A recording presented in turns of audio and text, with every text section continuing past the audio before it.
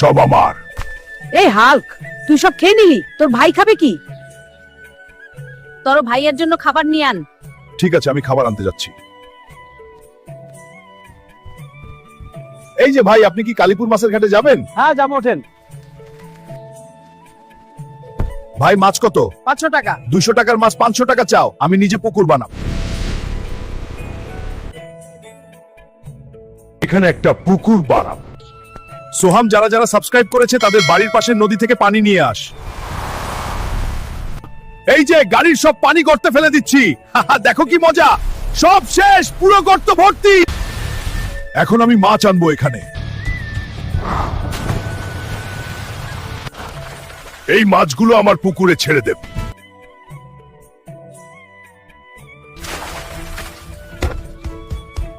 দাদি, আমি মাছের ব্যবসা করব। খুব ভালো, বাজারে গিয়ে মাছগুলো বিক্রি করে আয়। এবার নদীতে ঝাঁপ দিই। অনেক মাছ পাওয়া গেল, হাড়িতে রাখি। এবার বাজারে যাই। দাদি, আমি মাছ বিক্রি করে আসছি। হাল্ক, মাছগুলো কত দাম? এই নিন। ধন্যবাদ হাল্ক। দাদি দেখ, টাকা এনেছি। শোনা আমার। ধামরা হাল্ক অনেক কষ্ট করে মাছের ব্যবসা করে। আপনারা সবাই ভিডিওতে লাইক দিন। আপনারা